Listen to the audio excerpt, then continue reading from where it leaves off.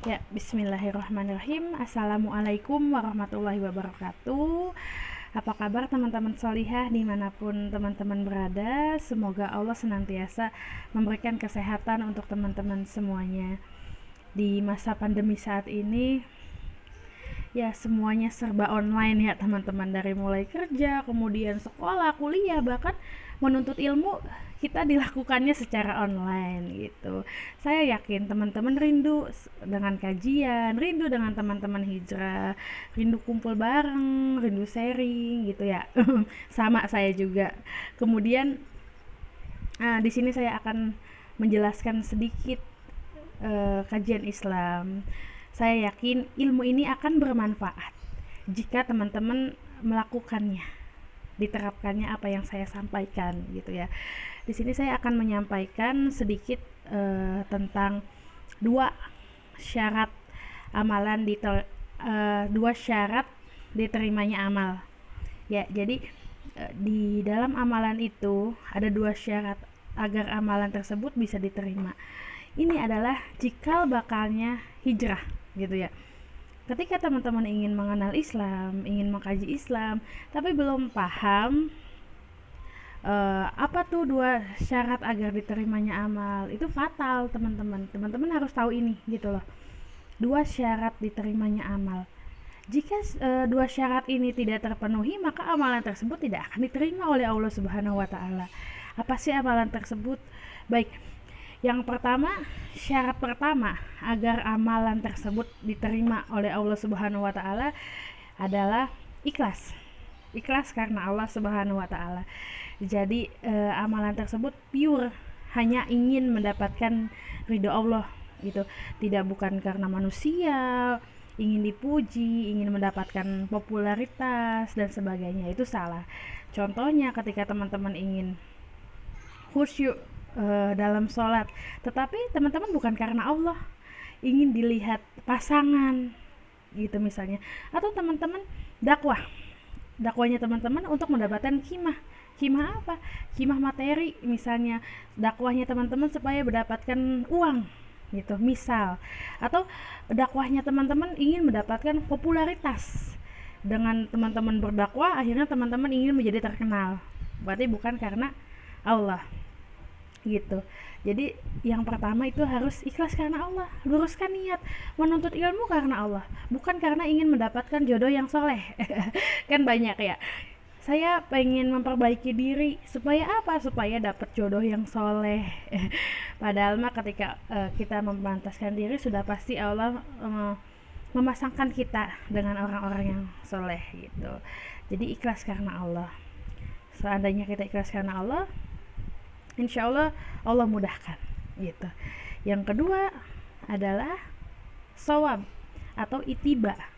Jadi syarat yang kedua, tidak cukup hanya ikhlas karena Allah, tetapi harus sesuai dengan syariat Islam atau shawab, serta mengikuti contoh Rasulullah Shallallahu Alaihi Wasallam gitu ya teman-teman. Jadi ya ikhlas saja nggak cukup, jadi harus sesuai dengan apa yang Rasulullah contohkan gitu. Contohnya apa? Banyak di sekitar kita. Misalnya gini, teman-teman pengen nyumbang, ikhlas karena Allah, nyumbang anak yatim gitu ya, ikhlas banget karena Allah, tetapi caranya salah. Caranya nyolong, misalnya nyolong beras di warung 10 kilo, kemudian beras itu dikasihin ke anak yatim. Benar atau salah? Salah. Berarti itu tidak sesuai dengan contoh Rasulullah. Maka ikhlas itu, hanya ikhlas pun nggak cukup. Jadi harus shawab, harus ikhlas, harus sesuai dengan tuntunan Islam, harus sesuai dengan apa yang Rasulullah contohkan. Bahkan ada sebuah hadis yang meriwayatkan bahwa segala sesuatu amalan yang tidak sesuai dengan contoh Rasulullah, maka amalan tersebut tertolak, amalan tersebut sia-sia gitu loh. Banyak di sekitar kita, misalnya apa? Misalnya ikhlas dalam menjalankan sedekah untuk kelahiran bayi gitu ya, akikah gitu.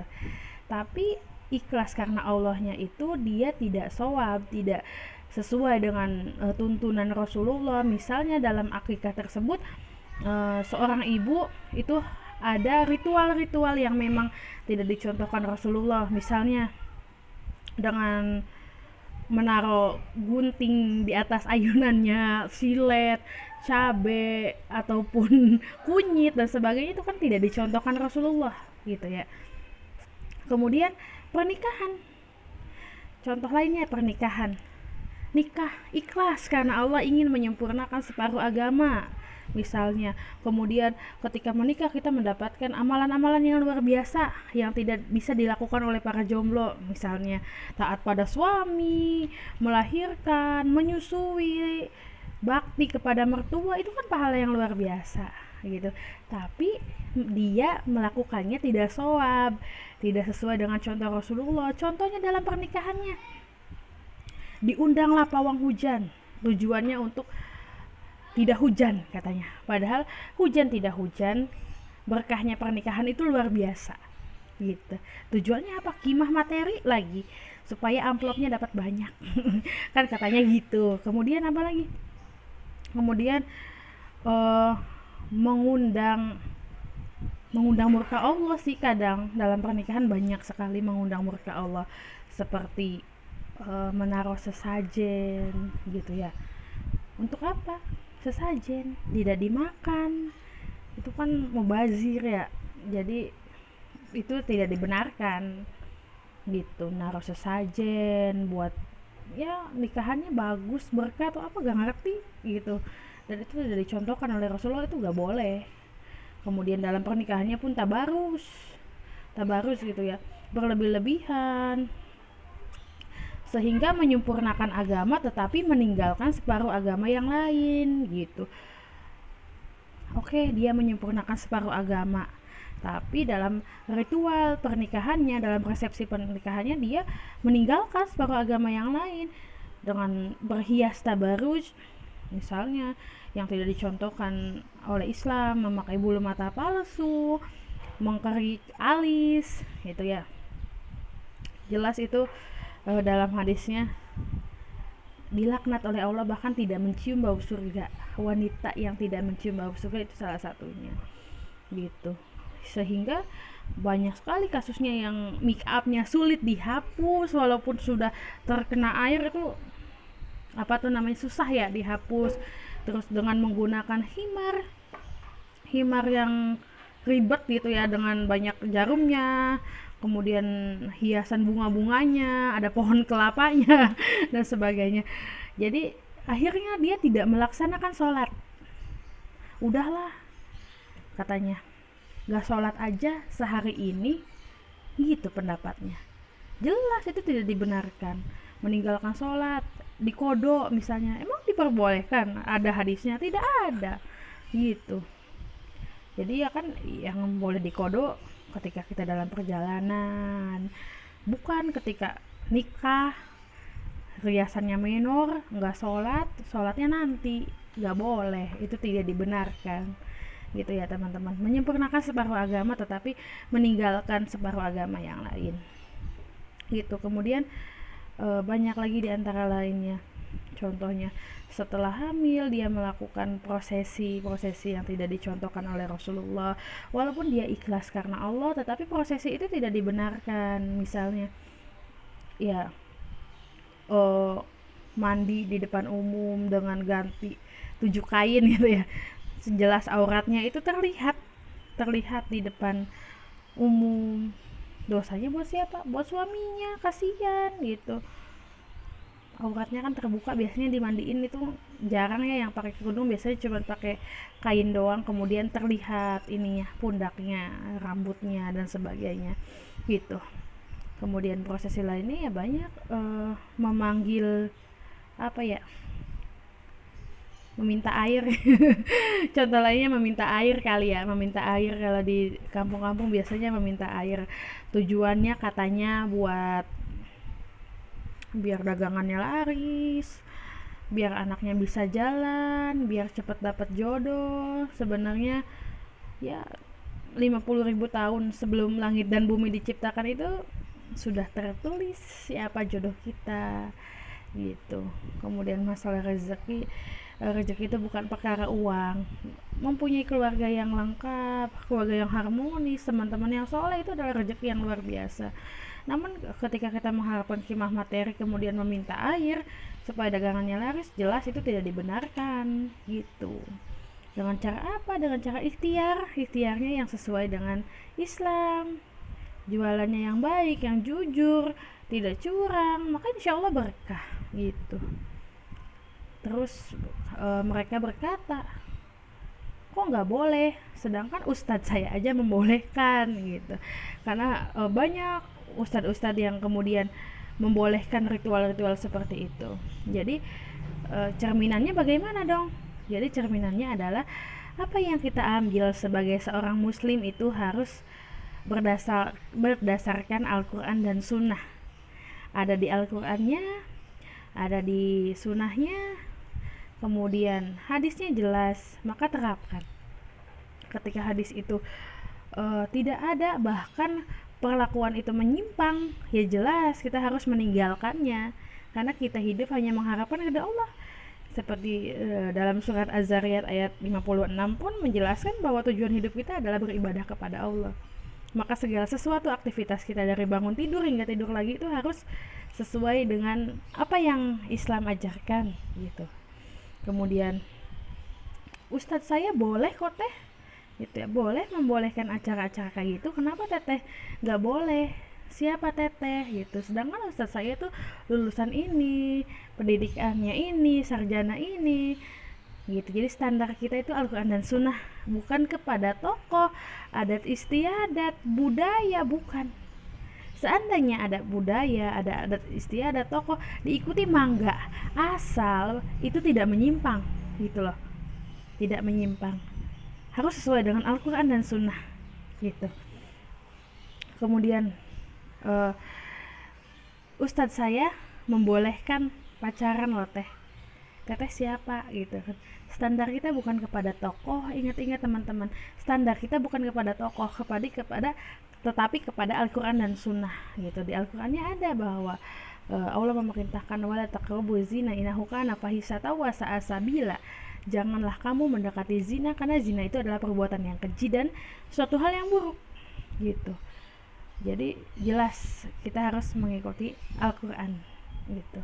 Kemudian tapi ustadz saya membolehkan kok membuka aurat katanya, boleh kok gak pakai kerudung asal pakaiannya sopan, boleh nggak boleh teman-teman. Ingat, standar kita bukan tokoh tetapi Al-Quran dan Sunnah gitu. Sedangkan dalilnya jelas bahwa Allah memerintahkan wanita muslim untuk mengulurkan jilbabnya. Jilbab itu adalah pakaian kurung yang irho ilal asfal, tidak terpotong gitu. Kemudian Allah sampaikan lagi dalam Quran surat An-Nur ayat 31 agar muslimah gitu memakai kerudung hingga juyubihina, hingga menutup dadanya. Kemudian ada pula hadis riwayat Abu Daud nomor 4140 kalau gak salah ya, saya lupa. Pokoknya itu menjelaskan bahwa seluruh tubuh dalam wanita itu adalah aurat kecuali telapak tangan dan wajah gitu. Jadi kaki kita aurat gitu. Jadi kaki kita aurat. Itu sudah jelas dalilnya. Maka yang harus kita ikuti Al-Quran dan Sunnah, bukan kepada tokoh. Bahkan ada sebuah hadis meriwayatkan bahwa akhir zaman tuh akan ada dai-dai yang menyeru kepada neraka jahanam gitu. Maka boleh nggak mendengarkan tokoh? Boleh, sangat diperbolehkan. Mendengarkan ulama justru itu tuntunan kita, tetapi perlu digarisbawahi. Apa yang kita dengarkan itu harus sesuai dengan Al-Quran dan Sunnah, bukan manut gitu loh, bukan manut kepada tokoh. Ya saya mah manut kepada guru saya, terserah guru saya bilangnya A, saya harus melakukan A. Guru saya bilangnya B, yang lain melakukannya C, yang selain kepada guru saya itu salah, nggak boleh, itu tidak dibenarkan. Jadi standar kita adalah Al-Quran dan Sunnah gitu ya teman-teman ya. Kita tidak bisa berstandar kepada tokoh. Boleh mendengarkan tokoh, sangat diperbolehkan, tetapi tokoh tersebut berbicaranya harus sesuai dengan apa yang Islam ajarkan gitu, Islam yang sahih ya teman-teman ya. Ya karena kasusnya teman-teman saya sendiri tuh banyak yang manut gitu, manut kepada gurunya, sehingga yang amalan-amalan gurunya yang tidak sesuai dengan Al-Quran dan Sunnah mereka ikut kerjakan, ya seperti contohnya datang ke kuburan tapi tujuannya bukan ziarah, bukan mendoakan. Sangat diperbolehkan ziarah gitu ya, tapi teman-teman yang lain tujuannya apa? Tujuannya adalah meminta kepada kuburan. Banyak kasusnya, itu nggak boleh, jelas tidak diperbolehkan. Memintanya ya kayak dagangannya laris gitu ya, biasanya banyak kasusnya seperti itu, jadi itu tidak dibenarkan. Gitu, standarnya adalah Al-Quran dan Sunnah. Ingat-ingat ya, Al-Quran dan Sunnah. Kemudian balik lagi ke dua amalan yang syarat, dua syarat amalan yang diterima oleh Allah Subhanahu wa taala. Yang pertama adalah ikhlas karena Allah, yang kedua adalah shawab atau ittiba sesuai dengan syariat Islam serta dicontohkan oleh Rasulullah Sallallahu Alaihi Wasallam, gitu ya teman-teman.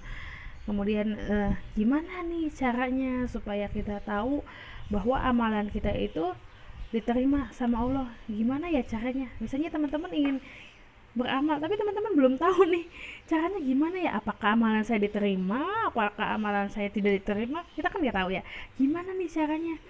Caranya adalah apa? Tolabul ilmi faridotun ala kulli muslimin. Menuntut ilmu, ya, menuntut ilmu itu wajib bagi setiap muslim. Dengan teman-teman menuntut ilmu, teman-teman jadi tahu apa yang teman-teman tadinya tidak tahu gitu.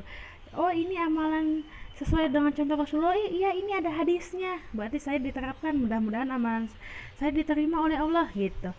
Oh, ternyata dengan menuntut ilmu kita tahu, oh ternyata selama ini perbuatan yang saya lakukan itu nggak shawab loh, nggak sesuai loh dengan contoh Rasulullah, maka tinggalkan gitu ya. Dengan apa caranya? Dengan menuntut ilmu. Begitu teman-teman ya, semangat menuntut ilmu. Walaupun di rumah teman-teman bisa terus sharing kepada grup formasi Cirebon, kemudian bisa follow Instagramnya juga @formasi.cirebon. Di situ insya Allah kita selalu memposting ya kajian-kajian ataupun ilmu-ilmu yang bermanfaat gitu. Terima kasih teman-teman, semangat ya semuanya ya. Ya, wassalamualaikum warahmatullahi wabarakatuh.